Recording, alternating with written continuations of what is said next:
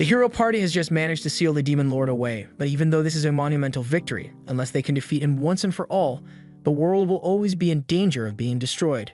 They all feel guilty for not being able to complete their mission, but their leader tells them that there's still hope because he is sure that someday in the future, a new hero will appear to carry on their legacy and finally finish the Demon Lord off for good. Several years later, at the A-Rank party, Thunderpike is in the middle of a public dungeon raid, and while the two melee fighters attack, the magic users begin casting their spells. And thanks to the buffs from the party's supporter, Yuka, they are able to take a Hydra down in record time. Individually, the members of Thunderpike are already really strong, but when they work together, they are nearly unbeatable, which is part of the reason why they have so many fans. However, while they may look like the perfect team on the surface, it turns out they don't really get along as well as you'd think. In fact, after the stream ended, the Red Mage Yuka tells everyone on the team that he is quitting Thunderpike effective immediately. The party leader, Simon, asks him why he wants to leave, so Yuka explains that he isn't getting a fair cut of their reward money. The money he received today is so little that he may have to start taking out payday loans, and that's a situation he doesn't want to be in. Simon tries to justify Yuka's low pay by claiming that Yuka isn't contributing enough to the party, and Barry chimes in to point out that Yuka never actually engages in any battles. All he ever does is burn through their items' durability with his pointless enchantments.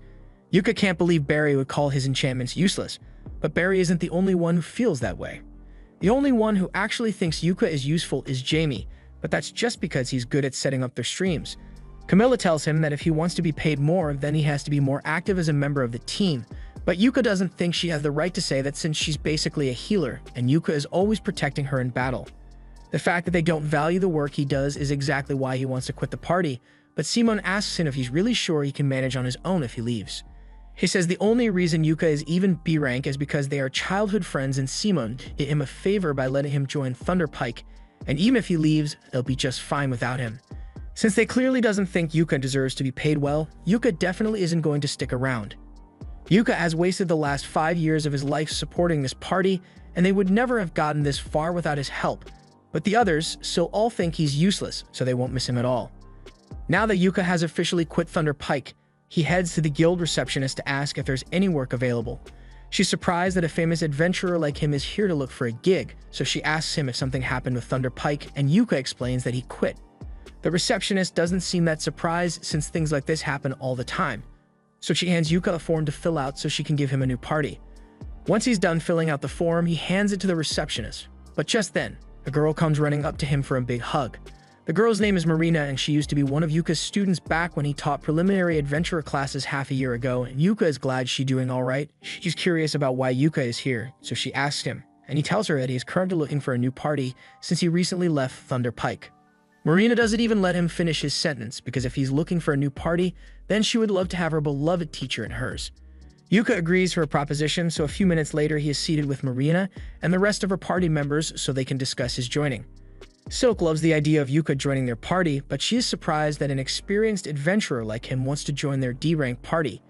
Yuka is currently B rank, so he could probably get into a much better party, but he doesn't mind being in a D-rank party, and to be honest, he actually prefers it this way. Back when he was in Thunderpike, they would always take on high-level missions, so Yuka would have to buy a ton of magic items to prepare, which left him in constant debt. That's why he wants to take it easy for a while, and just deal with some low-level quests instead. Since Marina, Silk, and Rain are all on board with the idea, Yuka officially joins their party, and their first mission together is to collect magic iron ore from the Painto Mine dungeon. It's been a long time since Yuka felt excited to go on a mission like this, and it definitely brings back a lot of old memories from when he was starting out as an adventurer. Yuka recalls that this dungeon has a lot of magic ore veins on the 6th floor, and Silk tells him he is correct, but they were hoping to avoid fighting the 5th floor boss, so Yuka suggests they should start on the 4th floor instead. As they enter the dungeon, Marina takes the lead and uses the stick to check for any traps that may have been set, and Yuka is so proud because she's doing it exactly how he taught her. But for now, he asks her to let him take the lead since he has a more efficient method. Marina doesn't understand what he means since their party doesn't have a scout or thief to detect the traps, but while that may be true, Yuka has a magic item that should be useful in this situation. It's a detection lamp, and thanks to a special type of oil, it illuminates traps, so they can spot them just like a scout would. The lamp really is useful, but Silk asks if it's okay for Yuka to be using it since special oil sounds really expensive. And yes, it normally is, but Yuka made this oil with his alchemy, so it didn't cost him much. The party continues walking down the corridor while carefully avoiding all the traps, until eventually, Yuka stops everyone because he can sense something up ahead. He warns the others and tells them that they should prepare for a fight, so they all rush in together and are confronted by a group of Boggles. Silk decides to take the initiative and fires the first shot to take one of the Boggles down, while Marina runs in to handle the rest. As she does this, Yuka casts overlapping physical enchantments on her so she can fight better, and at the same time, he casts a debuff on the Boggles to trip them up. While the Boggles are disoriented, Marina goes in for her attack, and in one fluid motion, she is able to cut both of them in half, something even she is surprised by. She turns around to ask Yuka if that feeling she just experienced was his magic, so Yuka confirms that he had cast 3 types of enchantment on Marina to help with her fight. Rain can't believe Yuka was able to cast 3 enchantments at once, and on top of that, he managed to do it with no incantation, but Yuka doesn't think it was all that impressive, so he just says they should keep moving. As they continue through the mine, he asks the girls about their usual dungeon exploration routine, so Marina proudly explains that they always take a break after each floor and check their equipment, just like he taught them to do. Since that's the case, Yuka suggests that they should rest a bit before they continue. After their break, Marina and the others check all their equipment for damage and everything seems to be in working order, so they are ready to continue their mission and head down to the next floor. On the second floor of the dungeon, the group is suddenly ambushed by a group of undead miners, and the only way to get rid of them is for Rain to use holy magic, so everyone needs to protect her while she uses her chant. Marina and Silk plan to handle the defense, but Yuka tells them he has this covered, so he casts a blessing of light on all of them. And while it won't kill the undead miners, it does stop them from coming any closer, so it's a good defensive measure. Eventually, Rain finishes the holy light spell and uses it to eradicate the undead, and once they are safe, Marina begins praising Rain for a job well done. Yuka praises her as well since there aren't many people who can use light magic on the scale that Rain just did, but doing that probably drained a ton of her mana, so he casts Refresh Mana to help her recover. Rain can't believe Yuka can use Refresh Mana since that's a really rare skill. It completely restores the mana of whomever it is cast on, and having that skill alone would make Yuka insanely valuable to any party that works with him. But Yuka thinks she's exaggerating a little because he only learnt Refresh Mana as a way to compensate for having an obscure job like a red mage, although it was really difficult for him to learn it. Afterwards, the group continues walking down the path, and as they go, Yuka begins pouring a liquid on the ground. Silk asks him what he's doing, so Yuka explains that he's pouring holy water over their footprints in order to stop undead monsters from following them. Silk is worried and asks if it's really okay for him to waste his holy water like that since it's really expensive. But Yuka tells her it's fine since once again he made this himself. The group is in shock that Yuka is able to make holy water even though he isn't a priest, but he has a special method for it. By purifying the ashes left behind by the undead when they are defeated, Yuka is able to process it into holy water, and the ashes he got from the undead miners will be more than enough to make up for the amount of holy water he's using. By the time they finally make it to the 3rd floor, Yuka suggests that they should take another break since they'll begin mining from this point forward. And since they haven't eaten for a while, he whips out some cooking utensils from his magic bag and says he will make them a meal. Magic bags aren't that rare, but this is Rain's first time seeing a magic bag in person, so she's really excited. Yuka puts some sausage and eggs in a pan, and while that's cooking up, he pulls out a special pot. The girls watch as he taps on the side of the pot and it instantly fills up, so Yuka explains that the pot is a rare artifact that he found in a royal palace ruin. It basically fills up with a random soup every time you use it, so it's really handy to have.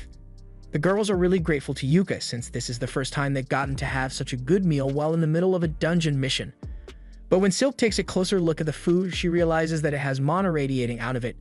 She asks Yuka about it, but he tells her there's nothing special about the food since all he did was prepare it with lots of love. His alchemy skills might have accidentally enchanted the food, however, it shouldn't be a problem. The group eventually makes it to the 4th floor of the dungeon and are confronted by a rock lizard, but as the monster charges at them, Yuka casts a slow spell on it, so it practically freezes in place. Marina then rushes forward to attack, and normally she wouldn't risk it, but since Yuka's enchantments have buffed her strength and stamina, she decides to try using her magic blade ability. And with it, she is able to slice the rock lizard's head off in one go.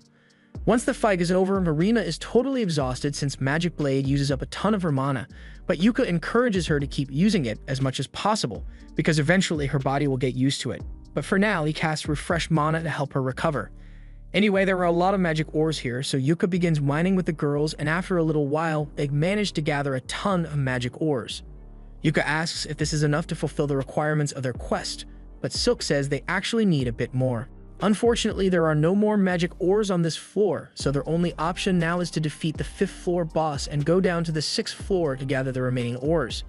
The girls don't like the sound of that since the 5th floor boss is called the Novice Crusher Steel Crab, and they aren't sure they can survive against something like that, but Yuka tells them they don't need to worry since he will do his best to handle a boss on his own. A little while later, they arrive at the boss's room, but before they head in, Yuka pulls out a camera artifact. Rain recognizes the artifact and asks if Yuka plans to livestream his battle, but he was actually just going to record instead. He always records his battles so he can study his mistakes later, if he's going to be recording anyway. Marina asks him to make it a live stream since she thinks it will be a lot of fun. Yuka is fine with live streaming his fight, but while he's setting it up, he realizes he doesn't know the name of this party. He asks them, but Silk tells him they haven't actually thought of a party name yet, and in fact, they aren't even officially registered yet. Since that's the case, he asks them if they've got any good ideas for a team name, so Marina thinks for a second and comes up with the name Clover. Specifically, a 4-leaf clover to represent their 4 members, and everyone really likes the name, so from now on, they shall be known as Clover. Just then, Yuka realizes that this is going to be her party's first live stream, and he feels bad if he was the only one who got a spotlight, so he asks the others if they want to help him fight the boss, but they all tell him that it's fine for him to handle it solo. In that case, Yuka isn't going to hold back, so he casts great Blink Shadow and Protector Shield buffs on himself, and then enters the boss room. The Steel Crab awakens and immediately tries to strike Yuka, but he uses his speed buffs to dodge, and once he's out of the crab's range, he begins casting tons of debuff spells on it. And once the crab is sufficiently weakened, he casts a gravity spell to crush it against the floor.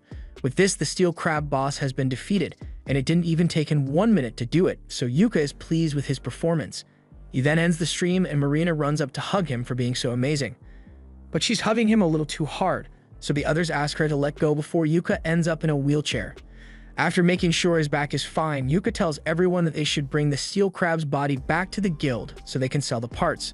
He stores the entire things in his magic bag, and that's a huge help since they never would have been able to carry it back by themselves.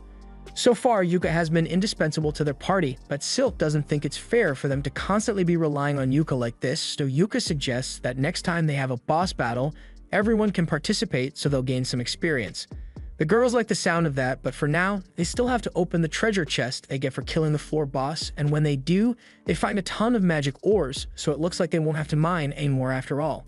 Dungeon streams are really popular all around the world as they are a great source of publicity, so big companies often offer sponsorship deals to popular streamers. And right now, Yuka's popularity is at an all-time high because the video of him defeating the Steel Crab with nothing but status effects spells has gone viral. Meanwhile, Yuka and the others are returning home, and while on the carriage, Yuka asks them what they thought of their first mission together, and the girls absolutely loved it. They learned all sorts of cool things from Yuka, so this was easily the best mission they've completed so far. In fact, they were all thinking of making Yuka the official leader of their party since he has the most experience, and they all trust him with their lives since he was their teacher. Yuka is hesitant to accept the role since he never intended to take over Marina's party, but since they all say they want him to do it, he ends up agreeing, mostly so he can ensure their safety in future battles. While Yuka's party is celebrating their first victory, Thunder Pike is suffering a crushing defeat. Simon hired a new guy to replace Yuka after he quit, but he must still not realize how much Yuka was carrying their party because he led them right into wolf territory and expected everything to just work out. Normally, Yuka would have cast a weakening spell in the wolves by now, but the new guy can't do that, so the wolves are way too strong for the party to handle, and as a result, Jamie gets chomped. Simon sees her in trouble and rushes to save her by decapitating the wolf, and while Jamie is technically safe now, her stomach is full of holes, so she'll die if she doesn't get help soon. Simon asks Camilla to cast a healing spell on Jamie, but Camilla says she's out of mana, so there's nothing she can do. It's not like they had a guide who could cast a mana restoration spell, did they? The group retreats to safety and Simon administers first aid to try and keep Jamie alive while Camilla's mana recharges. He asks if anyone has a healing potion and the new guy, Cork, has one, but he doesn't feel like giving it to Simon since Simon made it painfully clear that he was responsible for buying his own equipment with his own money. Simon tells him that now's not the time to be worrying about money when one of his teammates is about to die, so Cork reluctantly hands over the healing potion and Simon feeds it to Jamie. Thunder Pike has really been on a downward spiral lately, but on the flip side, everything has been working out for Yuka. He and the girls are sitting at the bar to celebrate, and while the reward for their quest wasn't that high, the Steel Crab's body was in good condition, so the guild paid a good price for it. Speaking of money, Yuka asks Marina and the others what system they've been using to split up the party's earnings, so they tell him that Silk usually handles all the party's money and each member gets a set allowance. Yuka is a little surprised since it's rare for a party to entrust all the money to a single member, but the group has a reason for that. They've all been saving up so they can eventually afford to buy a house as a party, since it's a little awkward to have to be renting at the inn all the time. Since they are trying to save their money, Yuka tells them it's fine if they continue with the allowance system. Silk asks if he is really okay with her handling all the finances since she thought an adventurer like him would want to handle his own money, but Yuka trusts her, so there's no reason to change the system they already have. While Yuka and the other are having fun and getting along, Simone and the rest of Thunder Pike are upset because that was the worst outcome they had in years. Thankfully, they were able to save Jamie's life, but things could have gone really badly, and Simone blames it all on Cork. The rest of the party get in on it and start calling Cork useless for not being able to get them out of that mess, but Cork isn't going to let them put the blame on him since everyone knows that dire wolves track their prey through scent, so it's common sense to buy a scent blocker in preparation for the mission. This is clearly the party's fault for not being prepared for the situation, but Simone tries to turn it around on Cork and says that if he knew about the scent blockers, then he should have told them. And the fact that Jamie almost died is entirely his fault too because he didn't buy scent blockers for the entire party. The gaslighting is strong with this one. But thankfully, it's not strong enough to fool Corks, so he realizes he wants no part in a party where no one is willing to take accountability for their mistakes and quits on the spot. Yuka overhears this, and he can't believe Thunder Pike still hasn't learned from their mistakes, but that doesn't concern him anymore. He turns back to the girls, and Marina tells everyone what they should do for tomorrow. Silk remembers something Yuka once told her about it being important to take a day off after every mission, so she suggests that they do that. Everyone agrees, and since Yuka is going to have the day off, he decides to get a little shopping done. He needs to stock up on potions and scrolls, and he still needs to turn those undead ashes he got into holy water so he can replenish his stock. He's going to be busy for a while, so he suggests that they all meet back up here after their break is over. Just then, Marina notices that the dungeon stream highlights of the day are being shown, and Yuka's fight against the steel crab is number 1. He is shocked since he only uploaded it a couple of hours ago, but it already has over 5,000 viewers, and it's still going up. People find it really interesting that someone with an obscure job like a red mage was able to take down a red crab without even needing to touch it. The announcers tell everyone to keep an eye on Yuka and his party, Clover, because they just might become the world's greatest party. Simone and the other members of Thunder Pike see Yuka's stream as well, and they are all incredibly jealous that Yuka is actually doing well without them, but they still refuse to admit that Yuka might have been more useful to them than they gave him credit for. Thunder Pike is always going to be a bunch of haters, but it looks like there is actually someone else hating on Yuka from a distance, and he seems mad that Yuka is getting comfortable with his new party. A couple of days later, Yuka is back in the guild, and he's looking at the notice board to see if he can find any quests that will be good for the girls. The receptionist sees him struggling to decide, so she comes over and asks if she can help. Yuka asks her if there are any quests that are easy enough for a party of noobs, but also paying a decent amount of money. The receptionist tells him that he is being a little too optimistic here. He's never going to find such a perfect quest, but given the circumstances, she points to a C-rank quest that involves fetching some magic stones from the Orden Forest. Yuka thinks this just might work, but he's a little curious as to why the quest is C-rank when fetching magic stones would usually only be D-rank. The receptionist explains that there has been a large magical beast sighted near the forest, so this quest is slightly more dangerous than normal. Just then, Marina enters the guild, and as soon as she hears the word quest, she immediately yells that their party will accept it. Yuka asks her to at least let him finish explaining before she agrees to do the quest, but Marina says she doesn't need to know the details since if Yuka thinks they can handle it, then she is sure they'll be able to get it done. It shouldn't be too hard anyway since she and the others have done a quest in that forest before, although she doesn't understand why this quest would be C-rank when all the other quests are D-rank. This is when Yuka chimes in and says that the quest is C-rank because there is a magic beast living somewhere in that forest now. Hearing that there's a magical beast in the forest makes the girls reconsider whether it's a good idea to take that quest after all, but they ultimately decide to just go with it anyway since if Yuka is with them, then they are sure everything will work out in the end. In that case, Yuka tells them all to get their items ready and to meet him an hour later in front of the stagecoach so they can head to the forest. Just then, the receptionist returns with the quest receipt, and all this seems a little too convenient, so he asks the receptionist if she planned things so they would end up like this, and she doesn't deny having some part in this. The stream Yuka made yesterday ended up earning him more than 10,000 fans, and they are all eager to see Yuka's next stream. Yuka is a little embarrassed since he hadn't realized his stream would earn him so much attention. He sees no harm in continuing to stream his fights since it'll bring attention to the girls. And if they happen to find that magical beast, having it on video would be great for the guild's records. While Yuka was talking about all this, a man from before is getting more and more infuriated, so as Yuka leaves the guild, he follows him. Yuka immediately realizes that he's being followed since the guy doing it is doing a terrible job at it, so he ducks into an alleyway to get away. He was hoping to lose his stalker, but for a fat guy, he's pretty quick and catches up to Yuka. Yuka asks him if he has any business with him, so the man demands that Yuka quit Clover immediately. Yuka obviously says that's not going to happen, especially since he's the leader of the party. The guy can't believe those girls would make Yuka their leader after just one day together, even though they offered to join their party $1 million, and they kept turning him down. Yuka understands what's going on here. This guy wanted to get himself a harem of cute adventurer girls, but Marina and the others refused to let him join, and now seeing another guy live his dream has made him irrational. The man draws his sword to attack if Yuka doesn't agree to leave the girls' party, so Yuka quietly casts a snare trap at the man's feet and then turns to walk away. As Yuka is walking away, the man really does try to attack him, but Yuka's trap causes him to slip and fall on the ground. Once he's on the carriage, he talks to the girls about his random encounter. They recognize the guy as Bizio and tell Yuka that the guy has been trying to join their party for so long. They ask if Yuka is alright since they would hate it if something bad were to happen to him because of them. But Yuka assures them it is not their fault, and besides, he left that guy unconscious in the middle of the street, so they can just report him when they get back to town. In the meantime, before they get to their destination, Yuka wants to go over their mission objective one last time. They are going to fetch 3 magic stones from the Orden Forest, and since the others say they've been here before, he asks them what it was like when they got here. According to Marina, they had been here 2 months ago, but now that she thinks about it, she didn't run into any monsters at all. After hearing this, Yuka realizes that the magical beast must have already been in the forest 2 months ago, and if they encounter it, he's going to be live streaming. This way, the guild gets valuable information about the beast, and in the event that they can't defeat it, it'll be easy to call for backup if needed. Once they arrive in the forest, Yuka begins the stream and the group starts making their way through the forest.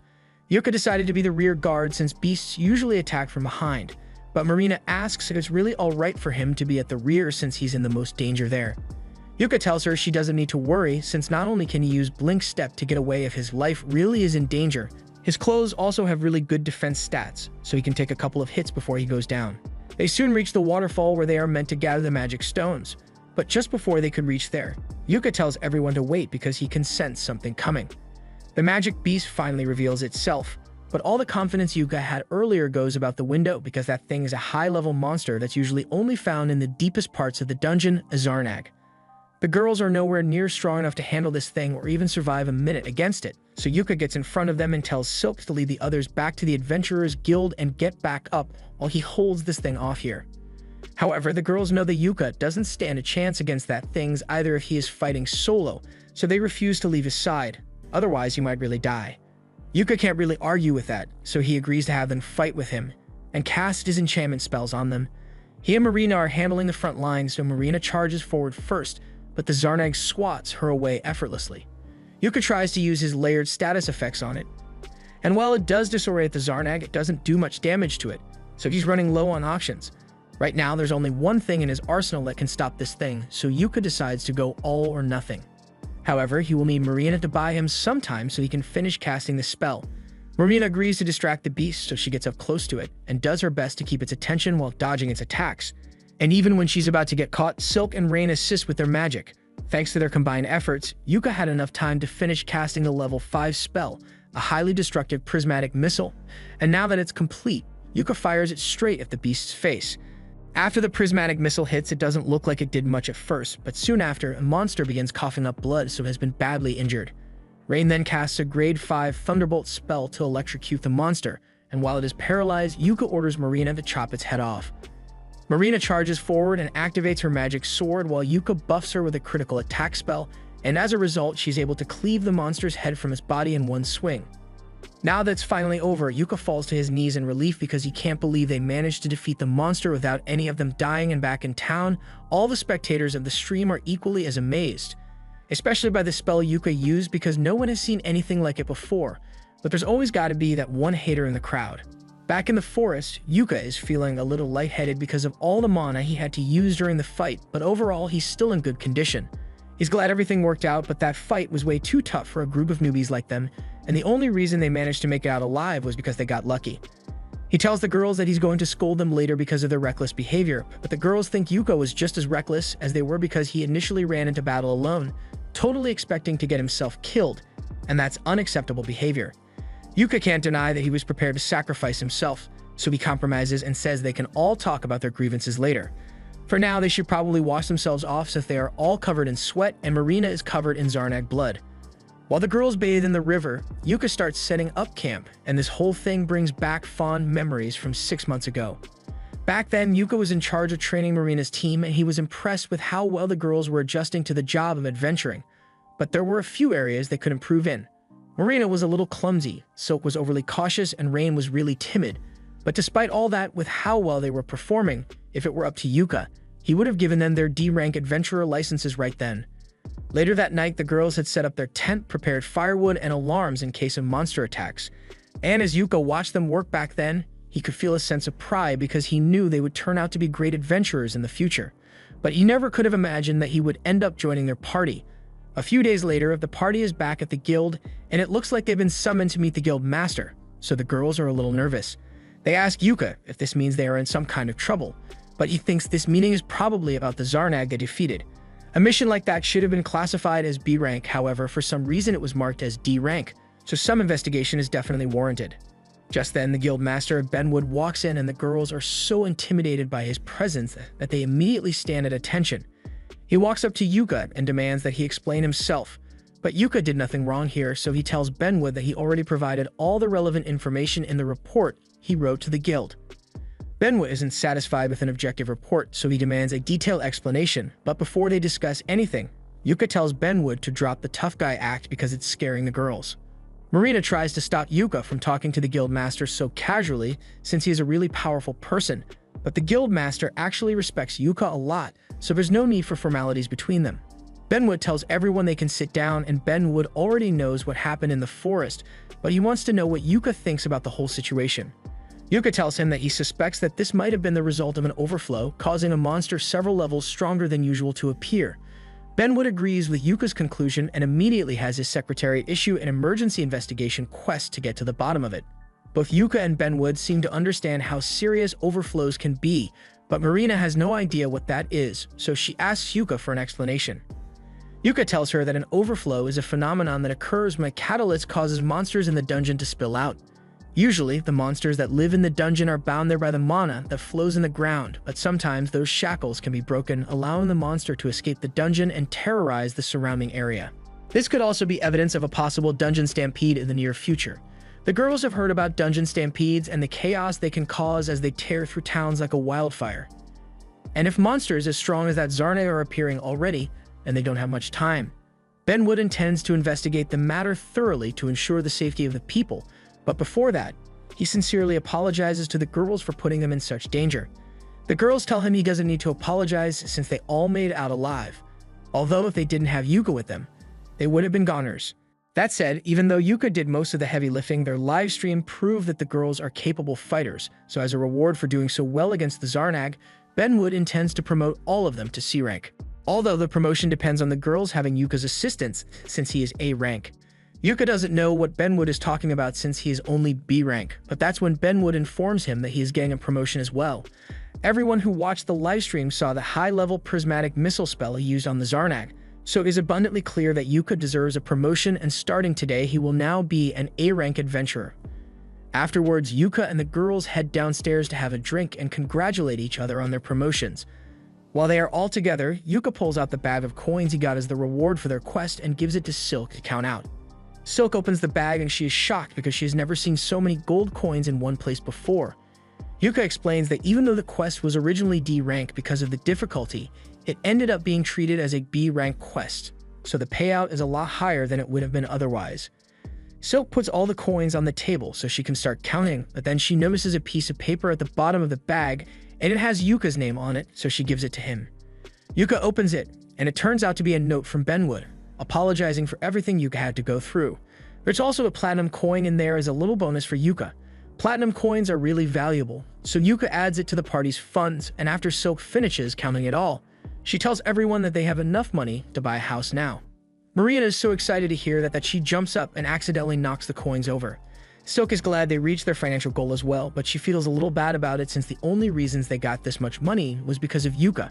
While that may be true, Yuka tells Silk she doesn't have to think of it that way. They made him the leader of Clover, and it is natural for a leader to do whatever it takes to help out the group. As such, even if he played a major role in earning this money, it still belongs to all of them. The group continues to celebrate late into the night, and at one point, Rain asks Yuka if he has a dream he wants to accomplish. Yuka is caught off guard by the question, so he asks if there's a specific reason she's asking, and Rain explains that they've just reached their goal of purchasing a house thanks to Yuka, so she wants to know what Yuka's dream is so they can help him achieve it. Since she asks, Yuka tells her that his dream is to conquer the deepest floors of the Achromatic Darkness dungeon.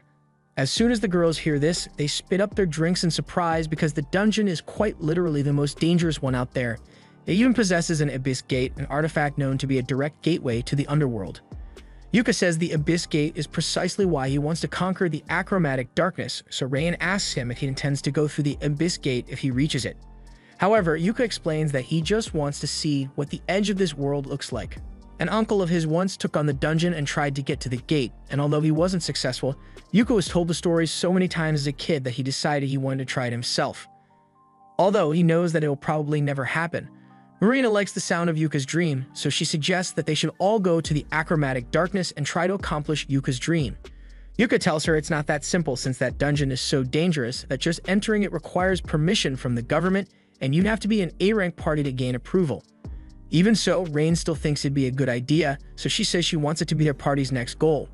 All the others agree and promise to work hard to make Yuka's dream a reality, but they won't be attempting it anytime soon though.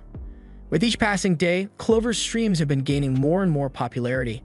Right now, they are streaming a battle against an undead hand, and thanks to their flawless teamwork, they are able to take it down with a lightning spell from Rain and a rock scroll from Yuka. That concludes the stream, so they wave to their fans, and everyone at the guild absolutely loves them, all except the members of Thunder Pike who hate how popular Yuka has become. Barry thinks Yuka only looks impressive because he is in a team of newbies, but Simon actually heard that Yuka recently got promoted to A rank, so he might just be that good. Besides, Yuka's popularity isn't their biggest concern right now. Thunder Pike has been constantly failing quests recently, and Simon thinks it's because all the new people they hire end up being useless morons. In fact, none of them ever end up sticking around for more than one day, but that can't be because there's something wrong with their team, right? Speaking of their team, Simon asks why Jamie isn't here, so Camilla explains that Jamie wasn't in the mood for a drink. Simon gets pissed since after that mission where Jamie got mauled by a wolf, she has been slowing the team down constantly. As for Jamie herself, she has locked herself in her room and has been watching videos of Yuka's live stream on repeat for hours now. The other members of Thunder Pike are starting to realize that Yuka may have been more useful than they gave him credit for. So since the reason Yuka quit in the first place was because of his low pay, they could just increase his cut a little. And since Jamie hasn't been doing much lately, they can cut her pay instead. A few hours later, Yuka and the others return to the guild to report the success of their mission. But as they arrive at the front door, they find Simon waiting there for Yuka. Seeing Simon again makes Yuka a little angry, so he tells the girls to head inside without him, and then he asks Simon what he wants. Simon gets to the point and says he is allowing Yuka the honor of rejoining Thunder Pike. Yuka can't believe the shit that just came out of Simon's mouth, but Simon tries to manipulate Yuka into considering it by reminding him that his dream to see the Abyss Gate can only come true if he's part of an A-rank party like Thunder Pike. Plus, ever since Yuka bailed on Thunder Pike, they've been struggling to complete quests, so Simon says it's Yuka's responsibility to come back and make things right. Yuka listened to everything Simon had to say, but it's too bad he doesn't care though. He and Simon may have been childhood friends. But that means nothing after all the disrespect Simon has given him, so Yuka wants nothing to do with him ever again. He then walks inside, leaving Simon to stew over the consequences of his actions, and meanwhile Bisio was watching the whole thing, and he seems to have a sinister idea in mind. Back inside, Yuka meets up with the girls and they ask him what happened with the guy outside. Yuka explains that was Simon, the leader of his former party, and as soon as Marina hears this, she gets worried because Yuka might end up rejoining Thunder Pike. But as Yuka stated earlier, nothing on Earth would ever make him go back to that shit show of a party. That aside, they still have to report their mission's success to the guild, so they all head to the reception desk and afterwards, they'll have drinks to celebrate. This was the end of episode 3. Subscribe to not miss the next part.